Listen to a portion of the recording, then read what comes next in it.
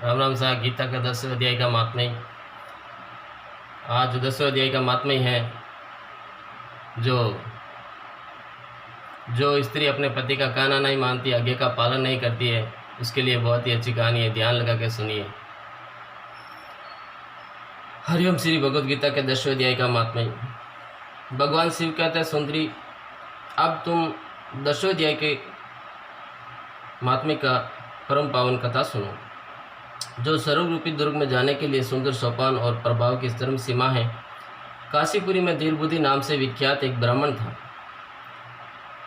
जो मुझ में प्रिय नंदी के समान भक्ति रखता था। वो पावन कीर्ति के अर्जन में तत्पर रहने वाला, शांतचित्त और हिंसा, कठोरता एवं दुस्साहस से दूर रहने वाला था। जितेंद्रिय होने के कारण वह निर्वृत्ति मार्ग में ही स्थित रहता था। उसने वेद रूपी समुद्र का पार पा लिया था। वह संपूर्ण शास्त्रों के तात्पर्य का ज्ञाता था। उसका चित्त सदा मेरे ध्यान में संलग्न रहता था।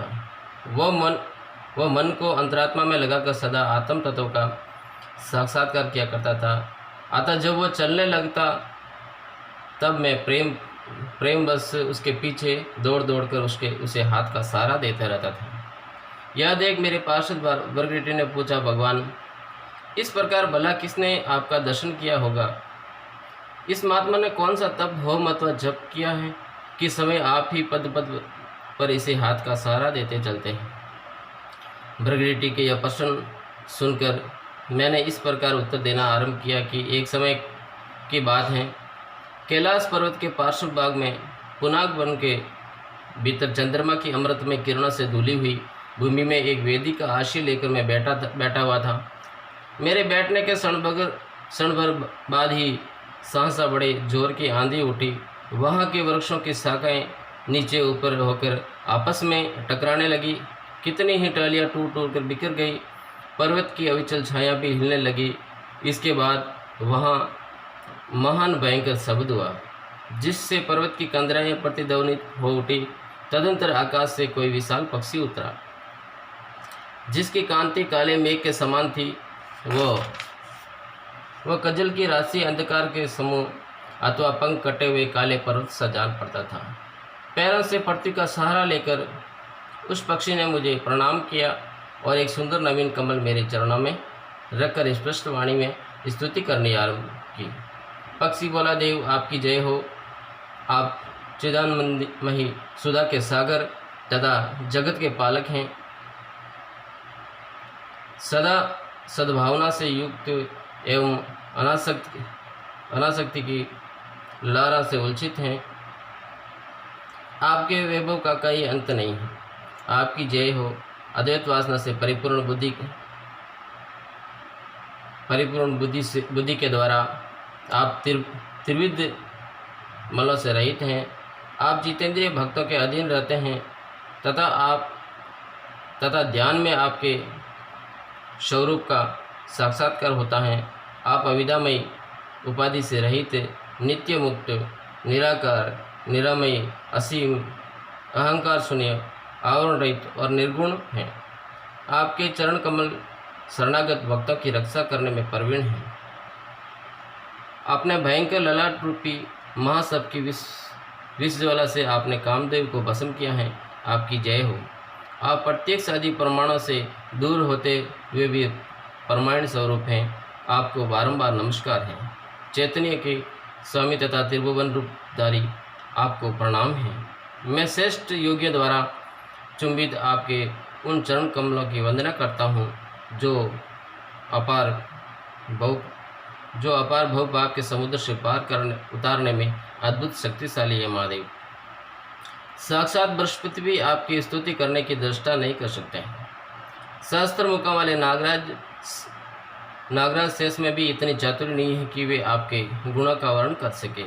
फिर मेरे जैसे छोटी बुद्धि वाले पक्षी की तो विषादी किया है।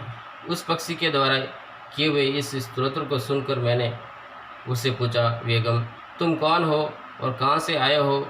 तुम्हारी आकृति तो हंस जैसी है, मगर रंग कोए का मिला है। तुम जिस परिजन को लेकर यहाँ आए हो उसे बताइए। देवेश पक्षी बोला, देवेश मुझे ब्रह्मा जी का हंस जानिए दुर्जटे। जिस कर्म से मेरे शरीर में इस समय कालिमा आ गई है, उसे सुनिए प्रभु। यद्यपि आप सर्वज्ञ हैं, अतः आपसे कोई बात छिपी नहीं है। तथा यदि आप पूछते हैं तो मैं बताता हूँ कि सौराष्ट्र यानी सुरत नगर के पास एक सुंदर सरोवर है, जिसमें कमल लहलाते रहते हैं। उसी में से बाल चंद्रमा के टुकड़े जैसे श्वेत मृणालों के ग्रास लेकर मैं बड़ी तीव्र गति से आकाश में उड़ रहा था। उड़ते उड़ते सहसा वहाँ से पृथ्वी पर गिर पड़ा। जब मैं होश में आया और अपने गिरने का कोई कारण न देख सका तो मन ही मन सोचने लगा, ओ यह मुझ पर क्या आ पड़ा, आज मेरा पतन कैसा हो गया। पके हुए कपूर के समान मेरे श्रेष्ठ शरीर में यह कालिमा कैसे आ गई है। इस प्रकार विस्मित होकर मैं अभी विचार ही कर रहा था कि उस पोखरे के कमलों में से मुझे ऐसी वाणी सुनाई दी कि हंस उठो, मैं तुम्हारे गिरने और काले होने का कारण बताती हूँ। तब मैं उठ कर सरोवर के बीच में गया और वहाँ 5 कमलों से युक्त एक सुंदर कमलिनी को देखा। उसको प्रणाम करके मैंने प्रदक्षिणा की और अपने पतन का सारा कारण पूछा। कमलिनी बोली, कलहंस, तुम आकाश मार्ग से मुझे लांग कर गए हो। उसी पातक के परिणाम बस तुम्हें पृथ्वी पर गिरना पड़ा है तथा उसी के कारण तुम्हारे शरीर में कालिमा दिखाई देती है। तुम्हें गिरा देख मेरे हृदय में दया भराई और जब मैं इस मध्यम कमल के द्वारा बोलने लगी हूँ, उस समय मेरे मुख से निकली हुई सुगंध को सूंघकर 60,000 भंवरे सर्वलोक को प्राप्त हो गए हैं। पक्षीराज, जिस कारण मुझ में इतना वैभव है, ऐसा प्रभाव आया है, उसे बताती हूँ, सुनो। कि इस जन्म से पहले तीसरे जन्म में इस पृथ्वी पर एक कन्या ब्राह्मण की कन्या के रूप में उत्पन्न हुई थी। उस समय मेरा नाम था सरोजवना था। मैं गुरुजनों की सेवा करती हुई सदा एकमात्र पतिव्रत के पालन में तत्पर रहती थी। एक दिन की बात है, मैं एक मैना को पढ़ा रही थी। इससे पति सेवा में कुछ विलंब हो गया। इससे पति देवता कुपित हो गए और उन्होंने श्राप दिया कि पापिनी तुम मैना हो जा। मरने के बाद यद्यपि मैं मैना हुई, तथापि पतिव्रती के प्रसाद से मुनियों के ही घर में मुझे आश्रम मिला। किसी मुनि कन्या ने मेरा पालन पोषण किया। मैं जिनके घर में थी वे ब्राह्मण प्रतिदिन प्रातःकाल विभूति योग नाम से प्रसिद्ध गीता के 10वें अध्याय का पाठ करते थे और मैं उस पापहारी अध्याय को सुना करती थी। वेगम, काल आने पर मैं मैना का शरीर छोड़कर 10वें अध्याय के महात्म्य से सर्वलोक में अप्सरा हुई। मेरा नाम पद्मावती हुआ और मैं पद्मा की प्यारी सखी हो गई। एक दिन मैं विमान से आकाश में विचर रही थी। उस समय सुंदर कमलों से सुशोभित इस रमणीय सरोवर पर मेरी दृष्टि पड़ी और इसमें उतरकर जो ही मैंने जल क्रीड़ा आरंभ की तो ही दुर्वासा मुनि आदम के उन्होंने वस्त्रहीन अवस्था में मुझे देख लिया। उनके भय से मैंने स्वयं एक कमलिनी का रूप धारण कर लिया। मेरे दोनों पैर 2 कमल हुए, दोनों हाथ भी 2 कमल हो गए और शेष अंगों के साथ मेरा मुख भी एक कमल हुआ। इस प्रकार मैं 5 कमलों से युक्त हुई। मुनिवर दुर्वासा ने मुझे देखा। उनके नेत्र क्रोधाग्नि से जल रहे थे। वे बोले, पापिनी, तू इसी रूप में 100 वर्षों तक पड़ी रहे। यह साफ देखकर मेरे क्षण भर में अंतर्ध्यान हो गए। कमलिनी होने पर भी विभूति योगाध्याय के महात्म्य से मेरी वाणी लुप्त नहीं हुई है। मुझे लांघने मात्र के अपराध से तुम पृथ्वी पर गिरे हो। पक्षीराज, यहाँ खड़े हुए तुम्हारे सामने ही आज मेरे शाप की निवृत्ति हो रही है, क्योंकि आज 100 साल पूरे हो गए हैं। मेरे द्वारा गाए जाते हुए उस उत्तम अध्याय को तुम भी सुन लो। उसके श्रवण मात्र से तुम भी आज ही मुक्त हो जाओगे। यह कहकर पद्मिनी ने स्पष्ट एवं सुंदर वाणी में 10वें अध्याय का पाठ किया और वह मुक्त हो गई। उसे सुनने के बाद उसी के दिए हुए इस उत्तम कमल को लाकर मैंने आपको अर्पण किया है।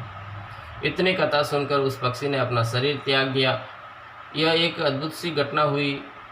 वही पक्षी अब 10वें अध्याय के प्रभाव से ब्राह्मण कुल में उत्पन्न हुआ है। जन्म से ही अभ्यास होने के कारण सस्वास्थ्य से इसके मुख से सदा गीता के 10वें अध्याय का उच्चारण हुआ करता है। 10वें अध्याय के अर्थ चिंतन का यह परिणाम हुआ है कि यह सब भूतों में स्थित शंख चक्रधारी भगवान विष्णु का सदा ही दर्शन करता रहता है। इसकी स्नेहपूर्ण दृष्टि जब किसी देहधारी के शरीर पर पड़ जाती है तब वो चाहे शराबी और ब्रह्म हत्यारा ही क्यों न हो, मुक्त हो जाता है तथा पूर्व जन्म में अभ्यास किए हुए 10वें अध्याय के महात्म्य से इसको दुर्लभ तत्वज्ञान प्राप्त हुआ है, दुर्लभ तत्वज्ञान प्राप्त है तथा इसने जीवन मुक्ति भी पा ली है। अतः जब यह रास्ता चलने लगता है तो मैं इसे हाथ का सहारा दिए रहता हूँ। प्रकृति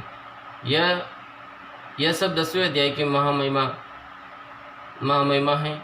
पार्वती, इस प्रकार मैंने प्रकृति के सामने जो पापनाशक कथा कही थी वही यहाँ तुमसे भी कही है।